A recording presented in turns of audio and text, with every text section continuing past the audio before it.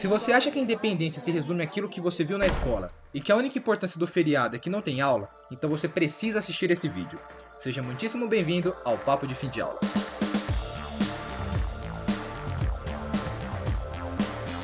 Para falar sobre isso, primeiro vamos entender o que aconteceu antes do dia 7 de setembro.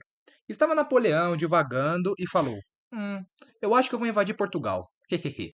Mas por quê? Porque Portugal estava fazendo negócios com a Inglaterra, algo que não é muito indicado para um país que acaba de tomar um bloqueio continental na cara. Então, a corte portuguesa, para poder preservar o seu império e a relação com os ingleses, vai até o Brasil, que ainda era uma colônia nessa época. E isso, vale ressaltar, deu uma agitada na economia e acabou por modernizar alguns setores, como foi com a abertura dos portos, com a melhora no movimento e no comércio perto do Rio de Janeiro, a construção de teatros e até mesmo centros de estudo. Inclusive, entre a chegada da família real e a independência, muitas coisas mudaram, como foi o título que o Brasil levou na época, de Reino Unido de Portugal, Brasil e Algarves.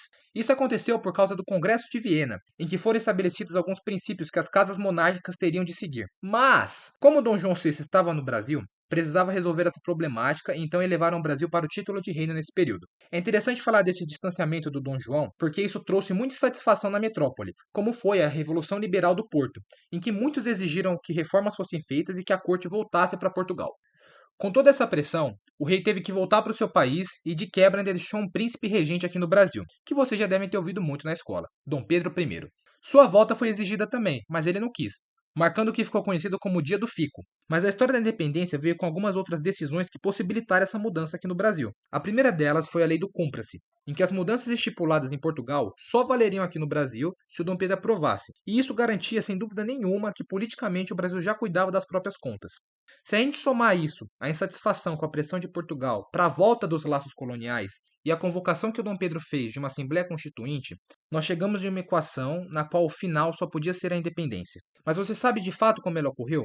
Com certeza, você já deve ter ouvido falar da famosa história que Dom Pedro gritou às margens do rio Ipiranga enquanto sofria de problemas intestinais. Mas você sabe o que levou isso a acontecer na margem do rio em São Paulo, que nem era a capital da colônia? Após declinar as ordens de Lisboa e ficar no Brasil, Dom Pedro I acaba fazendo uma viagem em São Paulo. Enquanto isso, Maria Leopoldina, junto de José Bonifácio, decidem fazer duas cartas que informavam sobre a necessidade de declarar a independência do Brasil.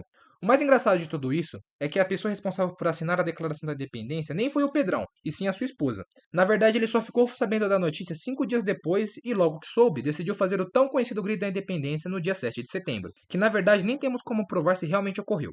É importante mencionar que um dos grandes medos da família real era que o Brasil virasse uma república se não fosse feita a independência, o que faz bastante sentido se a gente considerar que o Brasil foi o único país da América do Sul que manteve o sistema monárquico após a independência. Além do mais, somos o único país que se manteve unificado no continente, como explicamos melhor no nosso Instagram. Agora a gente já sabe como a independência aconteceu, mas onde fica o povo no meio de tudo isso? Você já deve ter visto o quadro da independência, né? Editor, bota aí. Isso, valeu. Tá vendo esse quadro do Pedro Américo? Vamos dar uma olhadinha nele. Parece tudo perfeito. Dom Pedro I no centro, com a espada erguida em cima de um cavalo, declarando a independência, sendo retratado como um herói nacional. Mas espera aí, se olharmos com um pouco mais de atenção, a gente consegue ver lá no canto inferior esquerdo uma pessoa com chapéu e uma aparência bem mais simples do que o restante das pessoas, que estão com armaduras e com cavalos. Ele parece meio confuso, não? E é aí que está o ponto. Essa pessoa não sabe o que está acontecendo, algo que representa o povo brasileiro no geral. A grande verdade é que a participação popular nesse acontecimento foi nula.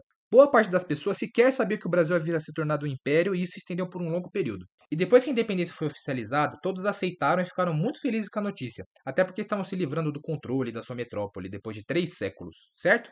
Errado. Nem todas as províncias, que hoje em dia podemos entender como estados, reagiram bem à independência. Na Bahia, por exemplo, ocorreu um conflito violento que durou cerca de 10 meses e que foi reprimida com certa dificuldade pelo governo do Brasil. Também existiam outros conflitos na região norte e nordeste, e o mais importante, na Cisplatina, o atual Uruguai, que se aproveitou da situação para começar a se livrar do Brasil. Outra coisa que a gente tem que falar aqui é que o Brasil não tinha um exército próprio até o momento, porque tinha acabado de se tornar um império. Quem ajudou o Brasil a providenciar um exército foi a Inglaterra, que mandou mercenários ingleses para lutar no Brasil. Além disso, o Brasil recorreu ao auxílio da Inglaterra para outros diversos fins, e contraiu uma dívida muito maior com eles que também já tinham financiado a nossa independência. Se você gostou do vídeo, você já sabe quais são os dois botões que você tem que apertar. Muito obrigado por ter ficado até o final. Os links de pesquisa estão na descrição. Dá uma olhadinha lá para poder se aprofundar no assunto. Agora você pode ir para sua casa e eu vou indo aí para casa do Enzo. Até a próxima aula.